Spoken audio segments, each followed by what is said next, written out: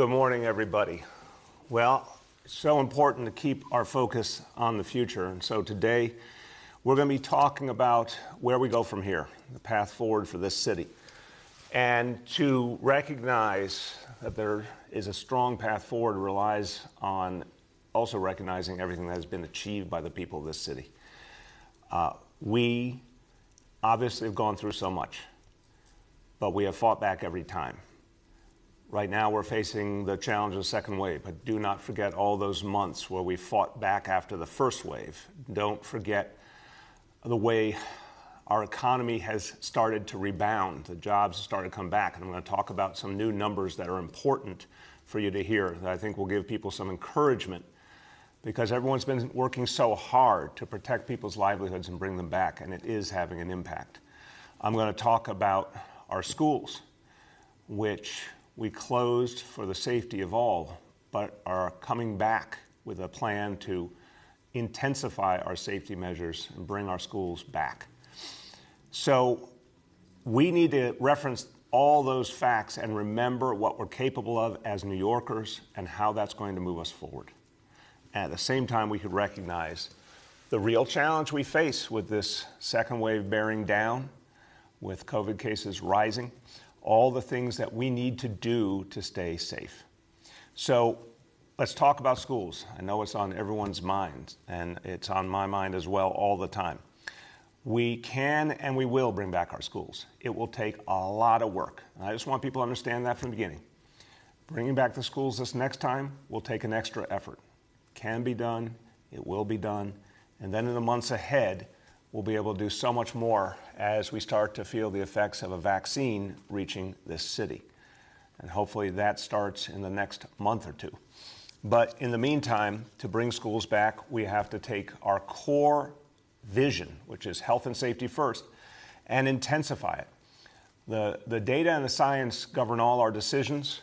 We saw these numbers rise. We made a decision based on the standards we put forward months ago. But now a new reality is coming into play. The strong likelihood that in a matter of days, the state of New York will determine that New York City is an orange zone according to state standards. Now, I'm not going to speak for the state or the exact timing. I'm just taking their numbers, looking at them, and acknowledging the clear trajectory and basing it on what the state has said already. There is a likelihood, as soon as next week even, that New York City will be declared an orange zone. Once that happens, we will be in a position to take additional measures to reopen schools. And there's a clear protocol for that. It involves a lot more testing. It's a very conservative, cautious approach. Again, a lot more work, but we will go through that hard work together. I know how much parents want their kids back in school. I know how much educators and staff want to be there to serve kids. It will take a lot more testing, a very aggressive approach, a very proactive approach, but we can do it. Testing has to be done, in fact, in advance of kids and staff coming back to school. And constant testing throughout the school year, much more than we've even been doing already, and we've been doing a lot.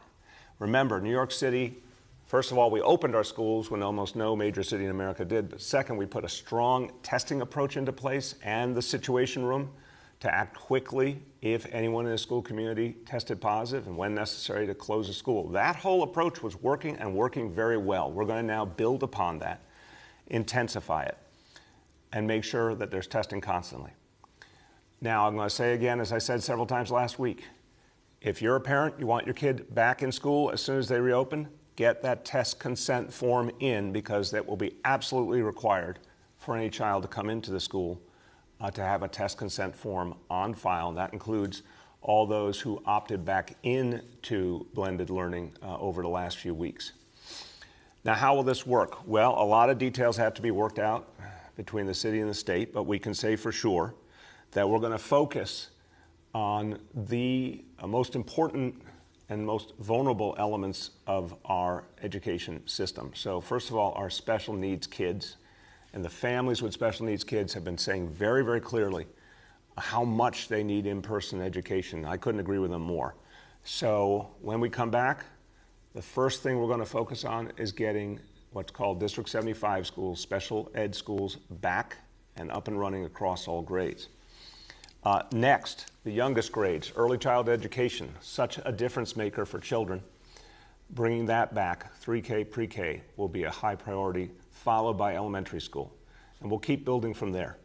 So this is an initial vision, a lot of work to do to make it come together. But I want to give people a sense of how things are going to go in the coming weeks and the focus we're going to have as we build out this plan. Again, parents, this is going to require a lot from you. You've got to get those test consent forms in. You're going to have to help us with the testing of your child before we come back to school. It's going to be something that everyone has to participate in, but we can do it. I don't have a doubt in my mind we can do it. And our schools will come back with this plan and then more and more as the vaccine comes into play in the coming months. So, anyone who believes in the power of bringing this city back, remember, you can do something about it. I just talked about what parents can do. Everyone can contribute to this city coming back, and it comes down to this, as always, wearing this mask consistently and practicing social distancing, but also the choice we all have to make now at the holidays. I've talked about this. It's a painful reality. We're going to have to do something very different this Thanksgiving, very different throughout the December holidays. Do not travel if you can possibly avoid it. If you travel, it just greatly intensifies the exposure you could have and the risk you would take. Even if you're getting a test, you're still going to be exposing yourself to the challenges that come with travel and to a lot of places in this country that just are not as safe as we are. I keep urging people to please don't travel. Please change your plans if you've made them. And if you do travel, take every conceivable precaution. And if you come back and you test out, that's great. But if you don't test out, honor that quarantine. We need you to. And again, everyone, small holiday gatherings, if it's folks from outside the home, practice social distancing, wear masks. There'll still be joyous gatherings, or if you do it virtually, it will still be a joyous gathering, but let's just protect each other. I said it on Friday on WNYC. Let's protect each other this year so we can all be together next year. Let's protect each other this year so people will still be alive next year for when our holidays are in person again. Okay, that is a quick update on the schools front. Now let me talk to you about what's going on with our economy and our budget. And this is crucial. We have some new information here that's really important. And we knew from the beginning that this virus was going to wreak havoc on people's lives, first and foremost in terms of their health. And we mourn everyone we've lost, but we also feel such pain for everyone who lost their job, everyone who lost their livelihood. So much pain in so many families. But we have now real data, real evidence of the power of a stimulus, of what the federal government can actually do to help people, because we now have a better sense of what the previous stimulus packages did for New York City. Our Office of Management and Budget has totaled up everything, the impact of those individual checks that were sent to people, the $1,200 checks, the unemployment benefits, the PPP loans for small business, all of that combined. The impact on New York City has been $40 billion. This is new information. It's very important information. When you combine all those previous stimulus programs, $40 billion reached the people of New York City. And that is part of why we have been able to make it through, even with all the challenges. Now, it's also proof positive of why we need a new stimulus quickly, because all of those good investments are now wearing off, and people are running out of money, and they're running out of time. And we need another stimulus, and this is exactly the right time for it. Now, I want to give you an example of what that has meant, first in terms of our economy, then we're going to talk about our city budget. Go back to February. It's amazing to think, this is not ancient history. February 2020, this year, New York City was arguably at its all-time economic high, the peak of our economic strength in our entire history. 4.7 million jobs, all-time high. 3.4% unemployment as of February, record low. That was just 10 months back that we had this extraordinary strength. Along comes the horror of COVID, decimates our economy. Between March and April, the immediate aftermath of the worst of what we went through, almost 900,000 jobs were lost in this city. But then we started to feel the impact of that federal stimulus, that $40 billion. We're now recognizing the full impact of $40 billion came into the city over the course of months. People worked hard to bring their businesses back. Everyone worked hard to bring down the COVID levels and open up the space for economic recovery. As a result of all those efforts at the end of the spring going into the summer, now over 300,000 of the jobs that were lost have been recovered. So it's an amazing beginning. We lost 900,000 jobs, but 300,000 are back already. We've got a long way to go. But so important that this city's ability to rebound is already in evidence. Now, unemployment is still way too high, 13.2%, way too high, not something we can ever accept. Many people suffering, a long way to go. Parts of our economy are going to take a long time to bring back. But you now can see the impact of a stimulus, the way it kept people afloat, the way it helped people bring back their businesses, and the way it could do that again, and the sheer impact of New Yorkers doing the right thing and fighting back this disease and opening up the space for us all to recover. As we face the danger of a second wave of COVID, again, there couldn't be a more important time for a new federal stimulus. And it is going to be the difference maker. It's the only thing that could be the difference maker. New Yorkers are doing a hell of a job fighting back this second wave. We're in real danger here, but people are fighting. They're doing the right thing. But again, we're running out of time on the economic side as well. We need that stimulus to keep people going. And that means now. This Congress that's in Washington right now could pass a stimulus to help New York City and the whole country. And then the new administration could do even more in January and February. And that's going to mean everything starts to move. People have the money for the basics. It's going to help jobs come back. It's going to help us expand our reopening of our schools. Everything gets a boost from a stimulus, protecting all our essential services. It's the difference maker. So now let me talk about what we have achieved, in part with the help of that stimulus money and other federal support, and what it means for where we go from here. And this now takes us to our city budget. Now, Lord knows we had to make extraordinary changes between February. I put forward a preliminary budget for this fiscal year in February. What a different world that was. By April, when the next budget submission was due, we had to change everything. By June, we end up with a budget that looked very, very different from what we thought it would. We had to cut a lot. There's a lot of things that we thought were important, but we just couldn't do. And a lot of savings had to be found, and found quickly, and a lot of jobs were either cut back or not filled. We were able, through those actions, to keep ourselves going, to keep essential services happening for the people of the city, to help spur that recovery. We've got a lot more to do. So today we're releasing our November financial plan. This is something that happens each year. Normally we wouldn't be highlighting it as much, but it's important because there's some major changes and it speaks so powerfully to the impact of federal support. So the budget now for New York City for fiscal 21, the fiscal year that we are in now, will now be $92 billion and remains balanced. And that is because of federal support, overwhelmingly. The money that came from that first stimulus that ended up in people's pockets, some of that turned into revenue for the city as well, but also the direct grants that came to the city through stimulus, and of course, FEMA aid, which has been absolutely crucial. We have depended on FEMA so intensely in this crisis, and even though we're still not seeing the kind of reimbursement that we deserve or any other city deserves, and that still needs to be addressed, the FEMA aid is coming in and is playing a huge impact. And that is all about the things that we have focused on to protect people, feeding people, making sure no New Yorker went hungry, making sure we could build a strong test and trace core, which has been crucial to holding back this disease. Everything we had to do to get our schools open, all the things we've been doing all the health and safety measures, you've heard about them, the gold standard we set for our schools, layering health and safety measures one on top of another, that all cost a lot of money.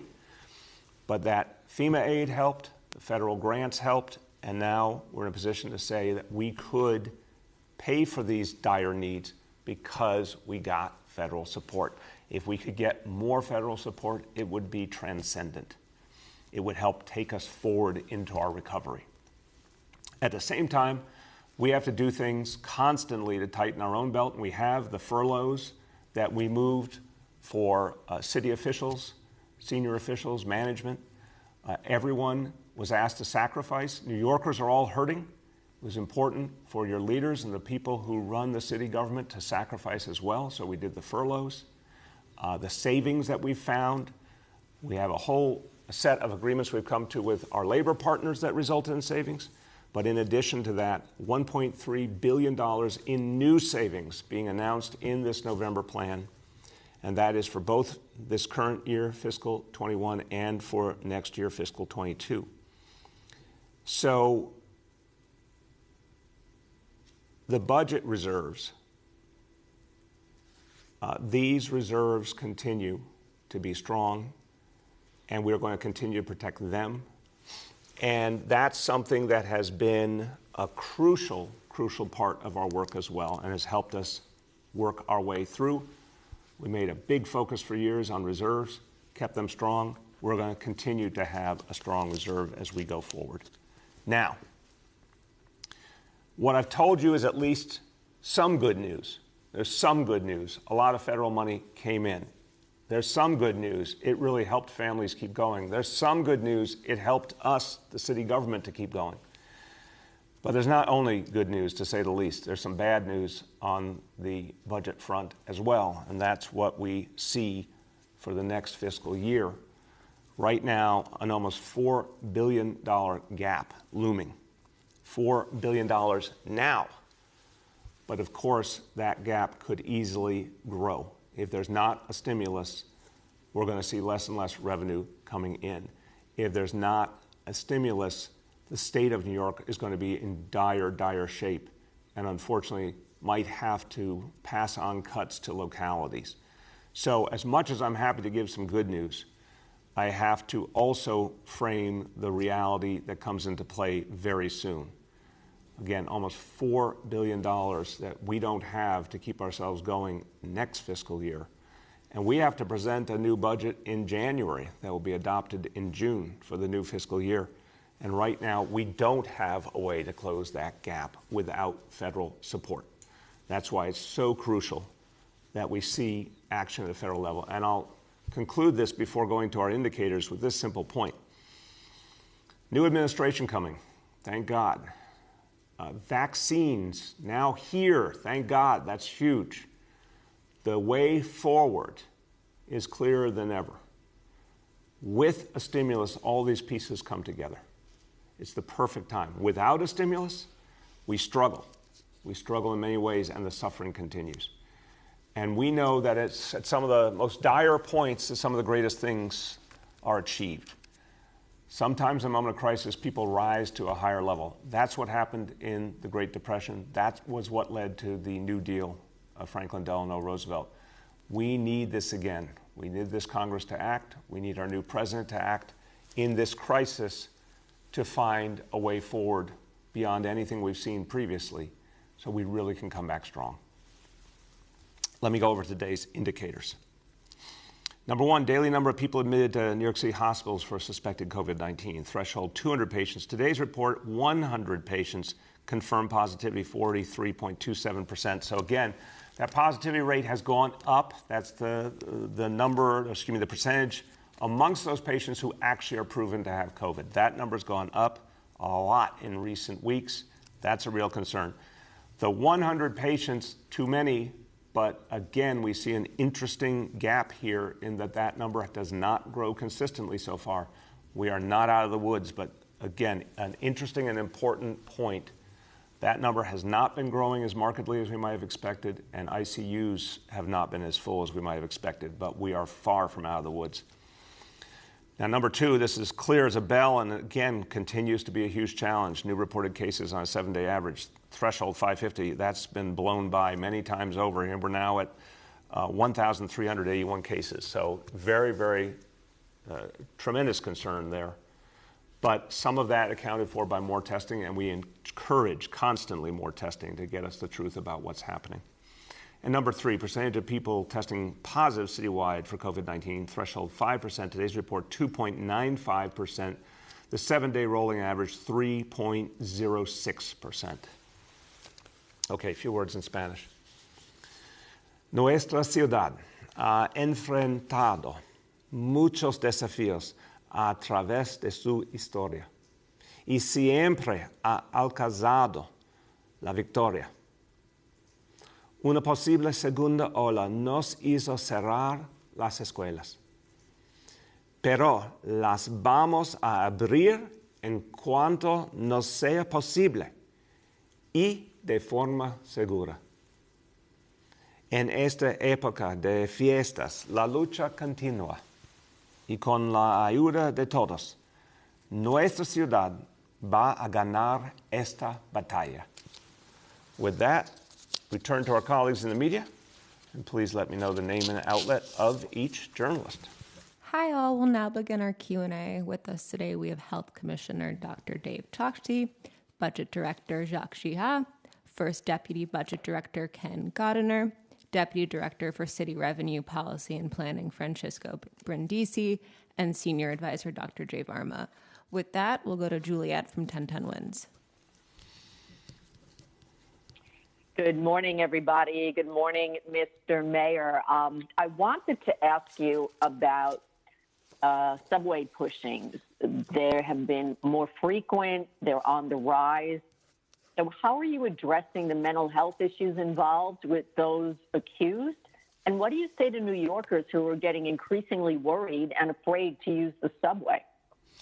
Juliet, look, I'm real concerned, and we got to make sure that New Yorkers have confidence that they can go and use the subway and know help will be there for them. So NYPD is going to be increasing its presence in the subways. That will be very visible. We continue to expand our mental health efforts.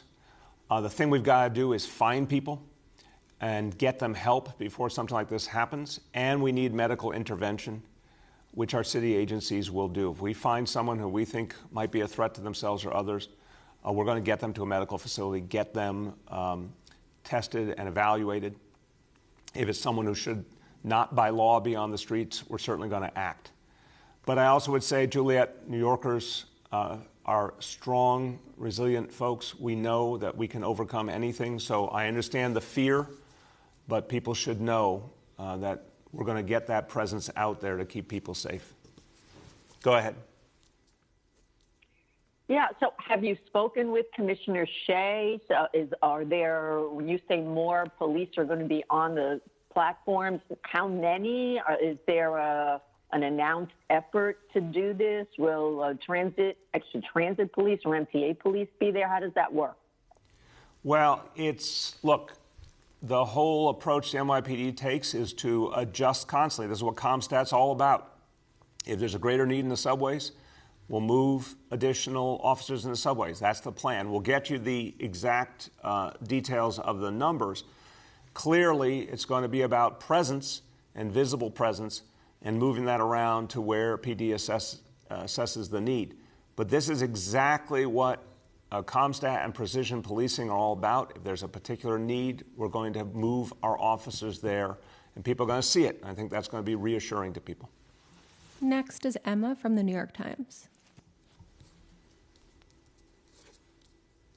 Emma, can you hear us? Hi, good morning, Mayor. Hey. Yes, sorry for the delay. No worries. How you doing? Can you talk about? I'm good. So can you talk about this nearly $4 billion budget deficit? What do you say to critics who say you need to do more to address it now, and are layoffs still on the table? Yeah, Emma, we're constantly doing the work of tightening our belts. That's what the furloughs were. That's what the $1.3 billion in savings, new savings over 2 fiscal years we're announcing today. That's what the savings we found from our labor partners. All of it is about getting us through to a stimulus so we can move forward. If there is no stimulus, we're going to have to make extremely difficult choices. And again, I think it's really important to recognize our own almost $4 billion, it's $3.8 billion deficit for the upcoming year could be magnified. If there's no stimulus, the state will be put in an awful place as well, and that's going to mean additional cuts. So that $3.8 billion could go up really quickly. What are we going to do? We're going to have to consistently cut things back. And it's not something we want to do, Emma. We do not want to take away essential services from New Yorkers. We do not want to lay people off.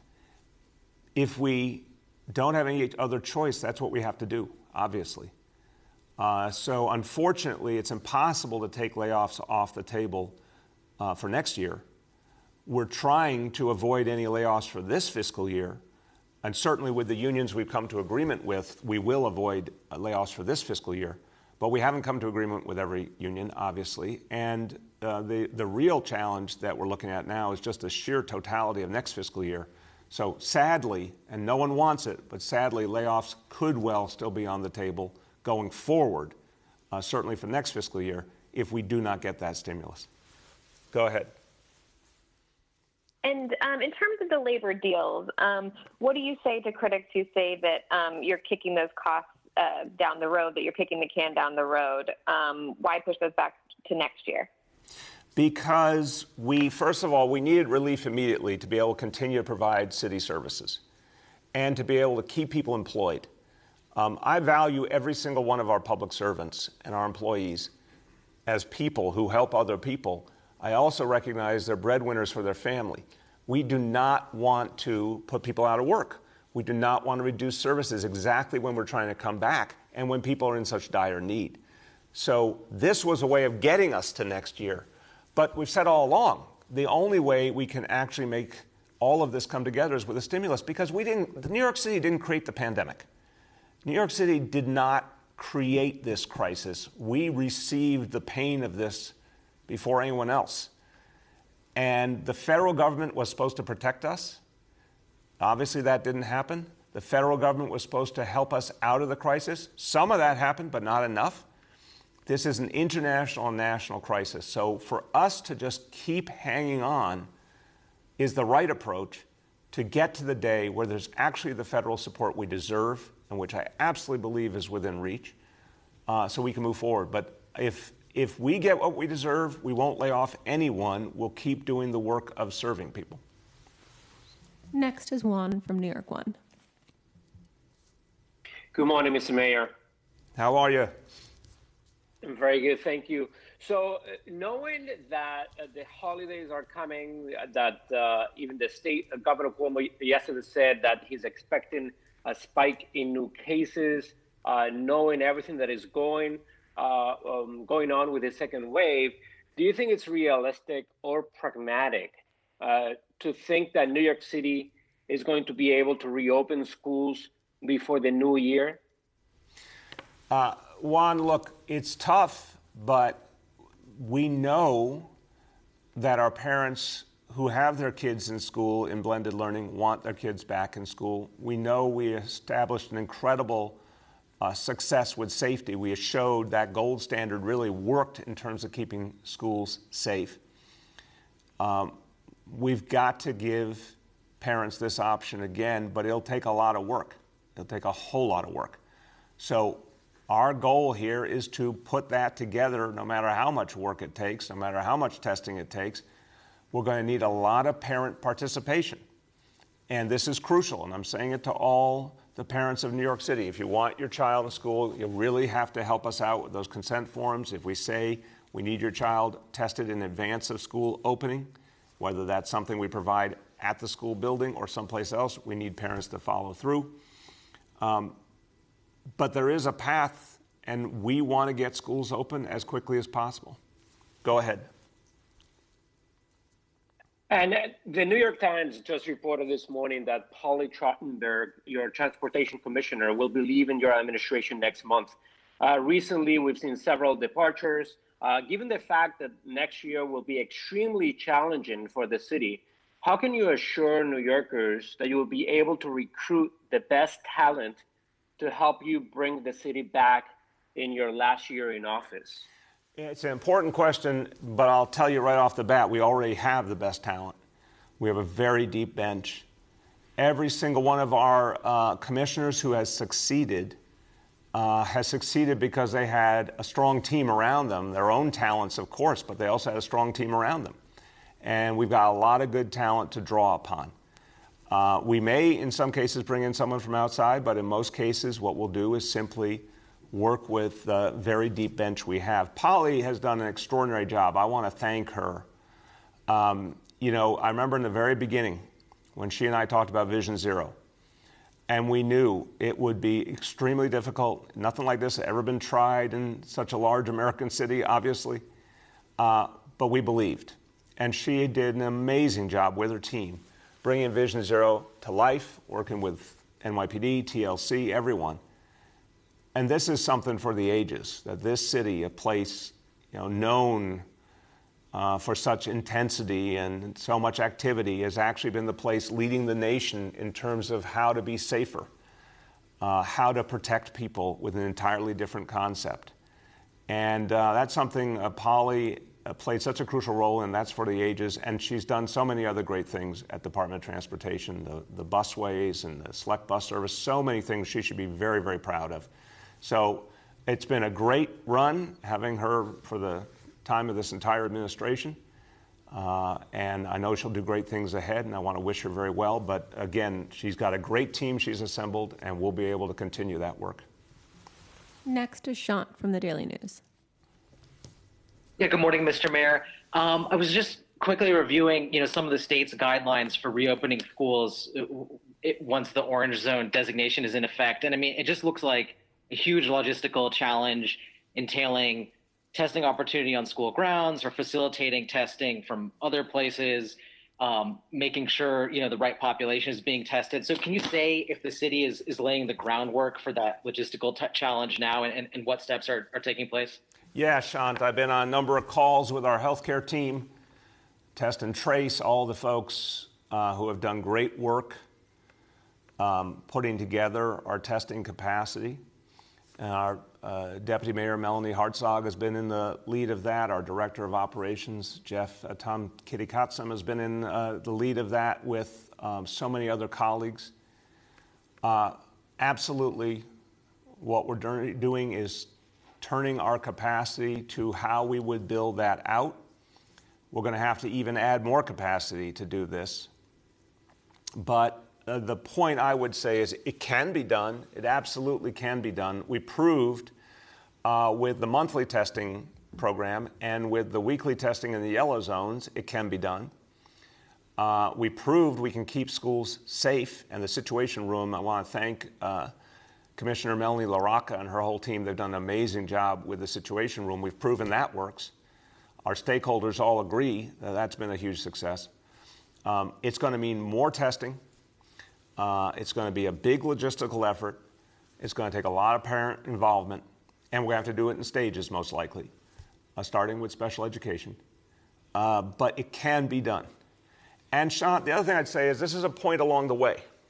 We're going to fight back this second wave.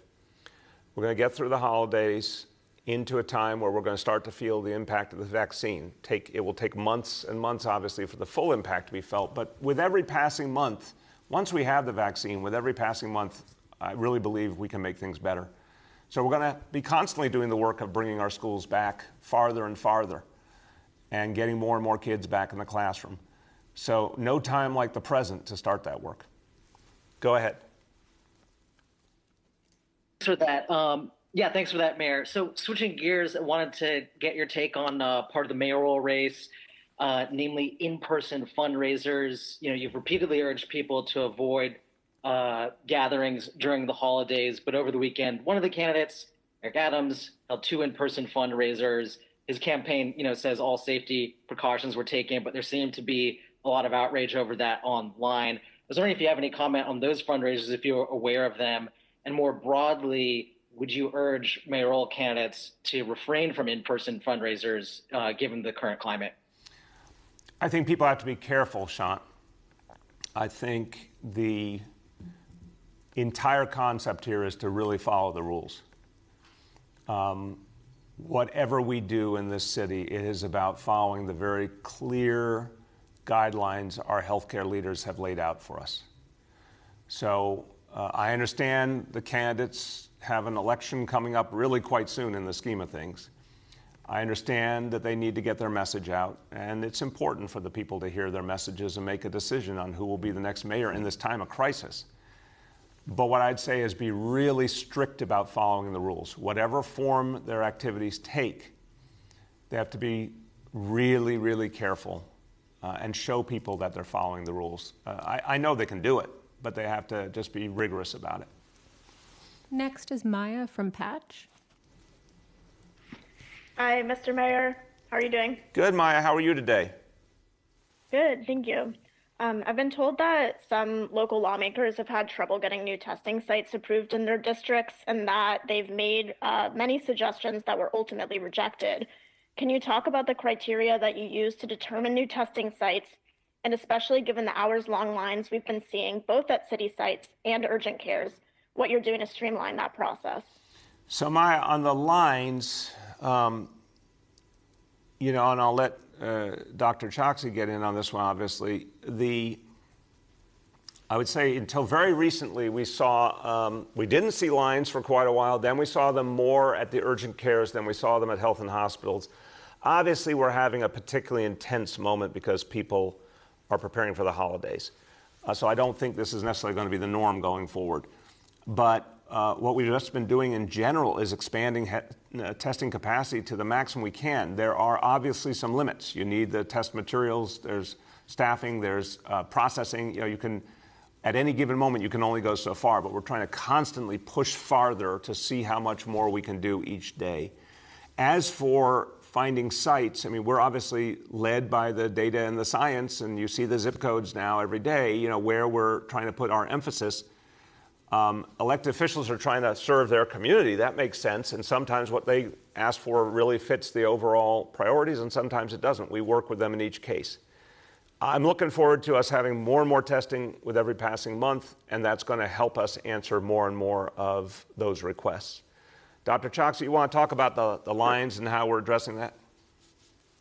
Yes, sir. Thank you, Mr. Mayor. I'll just start by echoing that it's exactly right. The city sites are ones that we hope more New Yorkers will take advantage of. We do know that there have been some longer lines at city sites as well, but on the whole, city sites do have capacity for this major upsurge in demand that we're seeing. There are a few things that we have done to try to address the particular increase in demand that we've seen in recent days. One is making sure that for those units, those testing units that are mobile, we're bringing them to the brick and mortar sites where we see longer lines, so essentially shifting supply to match up with demand. The Test and Trace Corps and health and hospitals who have been leading all of this work are also making sure that we're distributing self-collection kits to people who are waiting in those longer lines so that they can actually perform the swab on their own, drop it off to decant some of the people who are waiting there. We continue to increase the number of both brick and mortar sites as well as those mobile units that I described, and also bringing more testing to the major transit hubs ahead of the holidays, including JFK, LaGuardia, Penn Station, Port Authority. So we'll continue to try to smooth out the supply with the demand. I do want to just say, ahead of the holidays, our clear public health guidance is the safest thing to do is not to travel.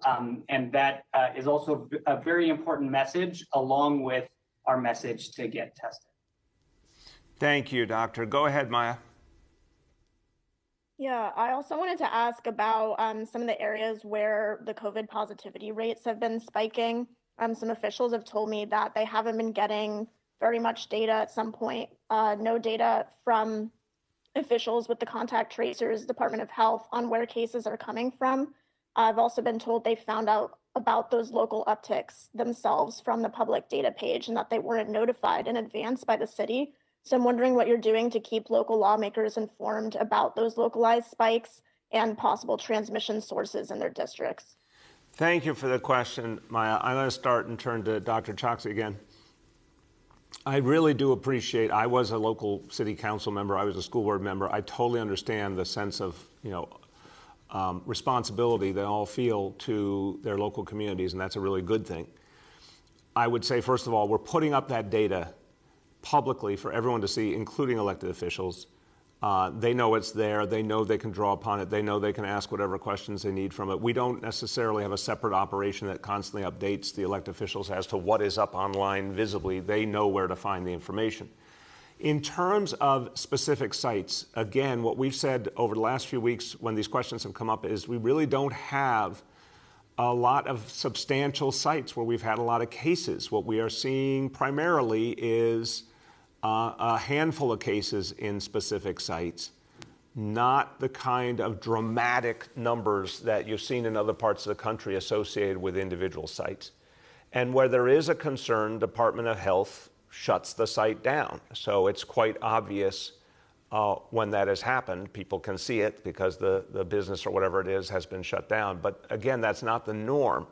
So what I'd say is with Dr. Choksi and Health Department, I do think we can redouble our efforts. For example, if a store gets closed or a school gets closed, redouble our efforts to allow, make sure an elected official is notified. But I think most of this stuff is pretty clear. And if any elected official has questions about it, we're always making people available to answer them. Dr. Choksi, you want to speak to that? Yes, sir. Thank you, Mr. Mayor. First, yes, I'll say that our data is transparent and available, refreshed each day at the zip code level on our website. And we have had specific conversations with a number of elected officials and their staff to make sure that that people know how to navigate the site, how to distinguish between various elements of the data that we have there. In addition to that, second, we have very regular conversations with both elected officials, but also other leaders in the community, whether they're faith leaders or people who lead nonprofit community-based organizations. Those are happening on, at least a weekly cadence and sometimes even more frequently. But with that said, certainly, if there are specific officials who would like even more information, or for us to make sure that that they have the most up-to-date information about what's happening in their community, we are 100% committed to engaging with all of them. And then the final thing that I'll just say briefly with respect to sources of spread, beyond what the mayor has already said, is that we know, again, both from our experience here in New York City, but also around the country, around the world, a major source is smaller social gatherings. And that is something that is of the utmost importance as we head into the holidays, knowing that people from different households may be gathering, may be convening. It is so important to stay safe. First, to avoid those types of smaller social gatherings, if at all possible. And if you do have to have them, make sure that you're following rules around distancing and wearing masks, because those have been major contributors to spread. Thank you, Doctor. Go ahead. Next is Arthur from Fox 5. Hi, Mr. Mayor. I hope you and your family are well. Thank you very much, Arthur, and to you and yours. How you doing? I'm doing great, thank you. My question is one on race. You articulated the tale of two cities early on. The question is, which of the two cities do Asians belong to? And I ask this because your actions on specialized high schools, which was dropped, in effect treated Asians as a class of New Yorkers who were deemed okay to take hard-earned opportunities from in their perspective. Yet Asians are a minority, and despite the myths, as you all know, the vast majority of Asians struggle as their fellow citizens that are African American and Latinos do in the city with things like income and housing and education. And yet, even with Asian-owned small businesses devastated by the impact of the pandemic, leaders there say they've been excluded from your Racial Inclusion and Equity Task Force. At a September roundtable to support entrepreneurs of color, Asians apparently were not even mentioned once. So the question is, in which of the two cities do Asians belong to? Well, Arthur, it's such a important and honest question and I appreciate it. So let me give you some quick points. First of all, this is a city that is almost 2/3 people of color, and that clearly includes our Asian communities. So if we're talking about a history of institutional racism and exclusion, that has affected Asian communities deeply, unquestionably, not only in the past history of this country and this city, but even to today. If we're talking about economics, you're absolutely right. So many Asian American New Yorkers struggle economically. So many immigrant families are struggling to make it in this city and pass something better along to their children. If we don't say that often enough, that's something we have to fix. I have to fix, and my team has to fix. The task force includes leaders of color across the administration, all agencies, including Asian leaders.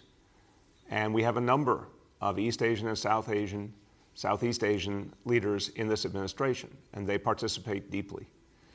I would say to you, looking back on what I think was a painful episode, as we tried to address the injustices with our specialized high schools, I do think that there were instances in which we didn't articulate. I didn't articulate well enough. The chancellor did not articulate well enough. The administration did not articulate well enough our vision, which was not to take from people so that some other people could have justice, but to somehow create more fairness.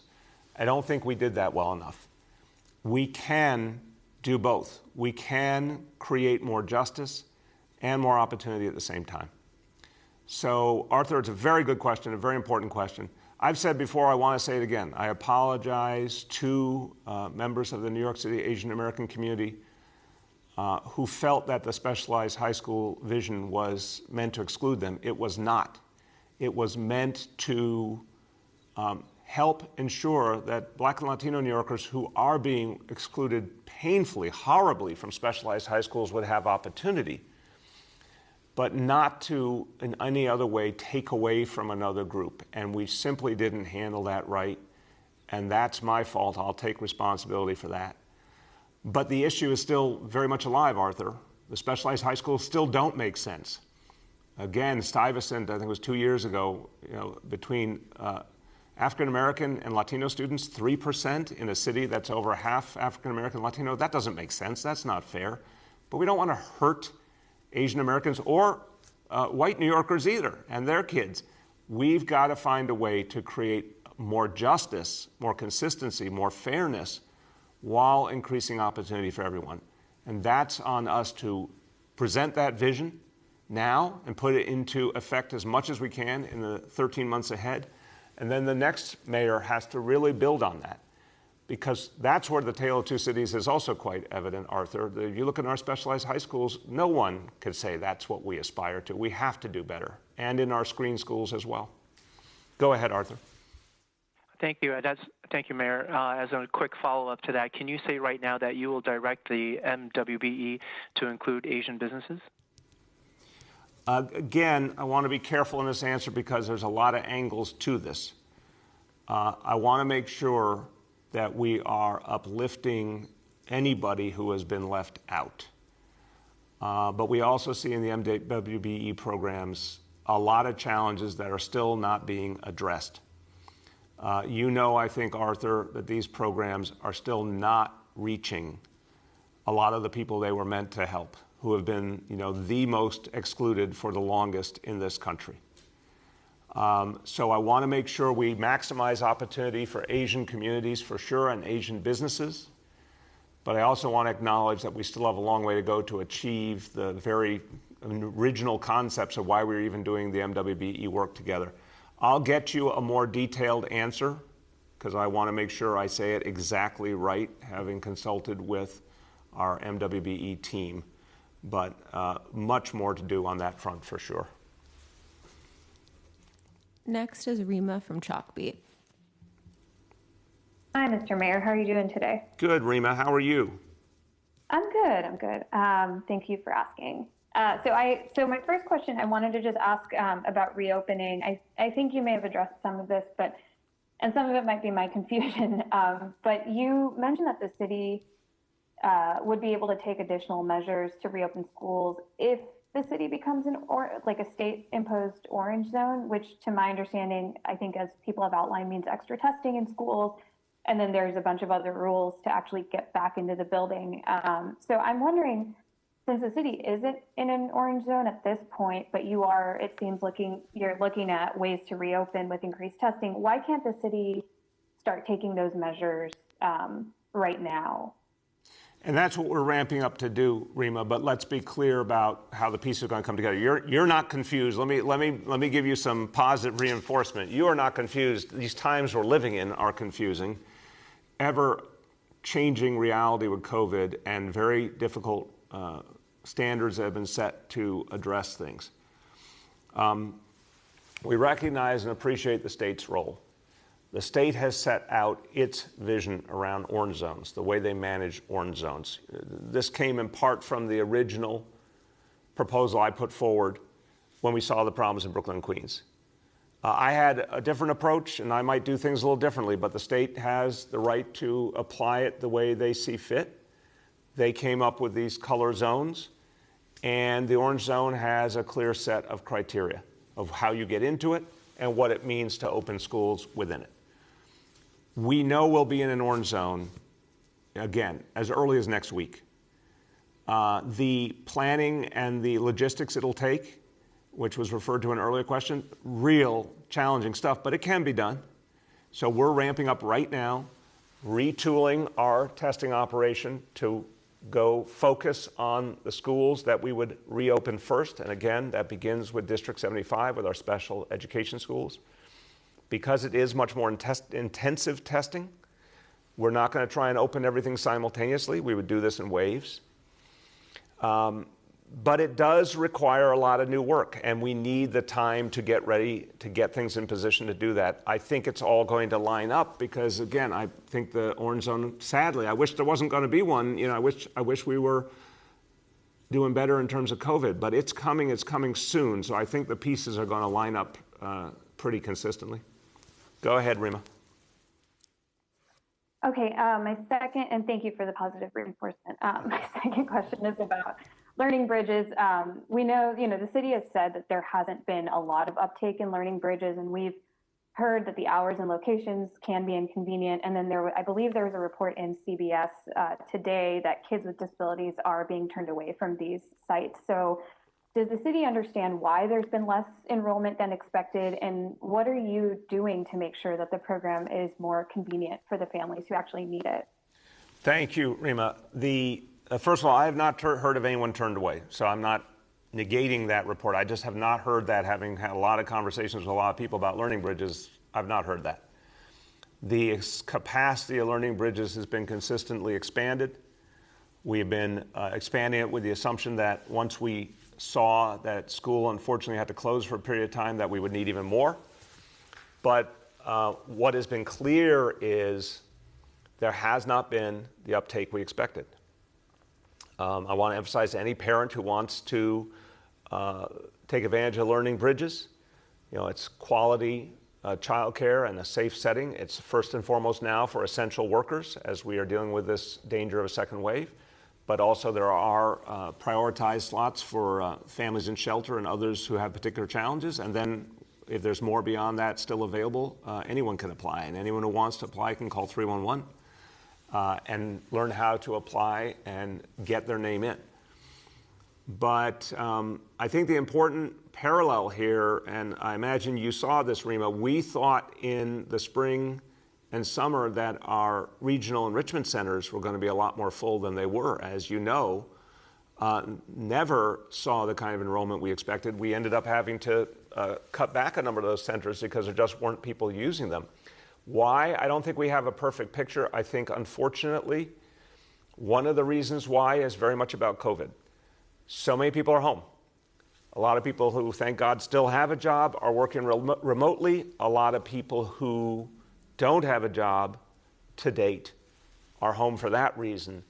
I think for many families, there's been a decision to keep their kids close rather than taking them to childcare or some other kind of option. I think that's part of what's happening here. But The bottom line here is, for families who qualify, Learning Bridges is something we will provide for sure, and we'll do it for free. And if we have to keep expanding it, we'll keep expanding it. And obviously, we're working really hard to get to the point where schools are back open, and that's going to be an option a lot of families will, of course, prefer. Final point, Rima, on that report you gave. Again, I had not heard about that, but presuming it is accurate and not wanting to ever belittle a situation like this, if a child was turned away, a family that qualified, their child was turned away, that's just wrong, and we won't allow that. We'll track down that situation and make sure that that child gets a seat in Learning Bridges for sure. Go ahead. For our last question today, we'll go to Katie from the Wall Street Journal. Hey, good morning, Mayor de Blasio. Can you hear me? Yes, Katie. How are you today? Good, thanks. Happy Monday. I wanted to ask you a question. I hope you got a chance to read it. It's from a colleague of mine writing about the hundreds of deceased New Yorkers who are being stored in morgue trucks in Brooklyn.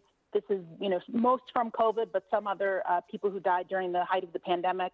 And I'm curious, when he spoke to officials at the medical examiner's office, this was sort of due to, obviously they were very overwhelmed. This was unprecedented, but we were curious, they use a lot of temporary measures to kind of get through the peak of the pandemic. And are there any plans from you to increase money to ACME if there is a second wave? God forbid there are increased deaths because of this, but I don't know if you have any plans to increase the funding there or make any changes. Well, thank you for the question, Katie. It's a sad but real question. We've made clear whatever we need to do to support the medical examiner's office, we will. A lot of extensive efforts were put into place back in the spring. Very, very tough time, and tremendous support we got from the federal government. That's one of the places where the federal government really did step up and help us, and I'm very thankful for that. But the sad reality to that story, I haven't read it, but I got it summarized to me, is those who we lost, their families are still trying to determine the best way to provide services for them, and just have been struggling because of the pandemic and other challenges. So we're trying to work with each and every family of those we lost who are in that situation to make sure that they can have the kind of services they want to have at the right time. But we'll provide the support we need to. I don't see, thank God, I don't see anything like what happened in March and April. We haven't seen some of those particular warning signs yet, thank God, but we are very, very vigilant. But we'll make sure medical examiners ready either way. Go ahead. Thank you. And my second question is about this, the upcoming closures in the orange zone. This has been asked multiple times, I guess, throughout this whole pandemic, but the small businesses and just business in general that will be affected the most by these closures. I know obviously everyone's waiting for a federal stimulus, but is there anything more the city can do to help these businesses? I hear from a lot of business owners who are really desperate. There's no other way to put it, because of just everything is falling down on them. They can't pay rent. Their revenue has completely been cut. So is there anything more the city can do to offer assistance financially, especially to a lot of these businesses? Katie, it's a question, it has been asked a lot of times. It's also a fair and important question. There's a lot we can do to help each business. It is not what we ideally would like to do. The thing that would help businesses the most is to get an infusion of direct assistance, cash assistance to keep going. Because you're right, with the orange zone will come restrictions again, and businesses will have an even tougher time. And, no one likes to see that. They're going to suffer as a result of that. But this is what we got to do to keep everyone safe and to beat this back. Because we saw in the late spring and in the summer, when we beat back the disease, then businesses can reopen. That's good for everyone. That's what we're trying to achieve once and for all. And with the vaccine coming, I really want to believe, this could be the last great battle we're going through right now before the COVID war is over. So, if we can get through this immediate challenge and then the vaccine starts to arrive, it will take time, obviously, to be fully implemented. But if the vaccine starts to arrive, we get better leadership on COVID in Washington, we get the impact of the stimulus, we're going to see each month get better, even if it's well into next year before we get to something like normal. But I think the bottom line is any business with a challenge should talk to small business services. Sometimes there are very particular things we can do that really help, dealing with a lease issue, legal help, loans, getting rid of fines that were unfairly given. There's all sorts of things that can be done. We don't have a ready supply of money to simply deliver to them, even though I would love to, and they deserve it. It did come from the federal government initially. We need to see it happen again. That's the only true solution, that small business support be a key part of the next stimulus. Okay, as we conclude, look, we've talked about a lot today, but it comes down to something real simple. We got to fight back this second wave. We still can. We get through these holidays, we have a chance to really turn the corner. But it's up to every one of us. The fact is that the reason New York City got strong again over the summer was because of each and every one of you. You have to make that choice again. So really, please be very thoughtful and mindful about these holidays. Do everything you can to stay safe. Help us turn this last corner so we can beat this disease once and for all and bring our city back. And when we do, I don't have a doubt in my mind that all the energies, all the pent-up energies of the city will surge forward to give us an extraordinary recovery. But we need every one of you to be a part of it, and then we need our colleagues in Washington to do the thing that they should have done a long time ago and give us one more big stimulus to get us on that clear path to recovery. And I know it can be done. We've got to fight for it. Thank you, everybody.